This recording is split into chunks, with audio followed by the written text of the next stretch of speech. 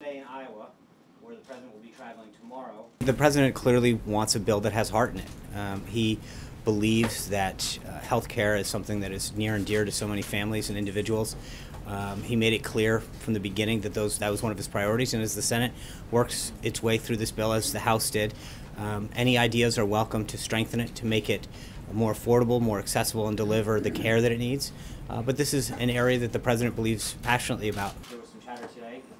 I know the president has been on the phone. Has the president seen the draft of the Senate health care bill? I don't know that. I know that there was some chatter today. I know the president has been on the phone extensively with the leader and with key senators, so I don't know if he's seen the legislation or not, but I know that they've been working extremely hard, and the president has been giving his input and his ideas, feedback to them, and he's very excited about where this thing is headed. Do you know if anyone on staff has seen the draft of the bill? I don't. I know that they are up there working hand in glove with them, so to the extent that it's, I don't even know, where we are in terms of a final plan. I know that the staff has been working very closely with the leader staff, with Senate Finance and others. So I don't want to get ahead of an announcement on Senator McConnell saying when that final product is done. So I will refer you back to him. So how is what's happening now with this bill getting crafted, frankly, behind closed doors, any different from what Republicans criticize Democrats for doing? I think we wanted to be part of the process back then. If you look at what you look at what Senator Schumer said both in February to a MoveOn.org call, where he said that no Democrats going to go near this, and what he said in a letter in May 9th, that he said that no Democrats would be part of an effort that would repeal Obamacare. So they have chosen to take themselves not make themselves part of this process. Time to debate. He's talking about voting next week. Well, okay, but again, I'm not going to get ahead of.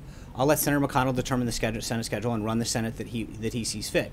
But let's not mistake ourselves with how they approach this thing. Their leader, Senator Schumer, made it very clear on at least 2 separate occasions that they didn't want to be part of this process. They didn't want to repeal and replace Obamacare. They were happy with Obamacare. We believe Obamacare is failing. We want a better system for the American people, a patient-centric healthcare system that brings down costs and gives more accessibility to people. That's it. They chose not to, made it very clear that they didn't want to engage in this process. So, to turn around now and to second guess, that's something they should take up with their own leader. how he was handled is something that we will continue. The president was pleased that he was able to work with the State Department and get Otto home as soon as he could. But I think when you realize what happened, the president believes that had it happened sooner or quicker, potentially there might have been additional medical resources that could have been provided. He's just obviously saddened by this entire situation, and just would have hoped that it could have been resolved earlier. No questions, guys?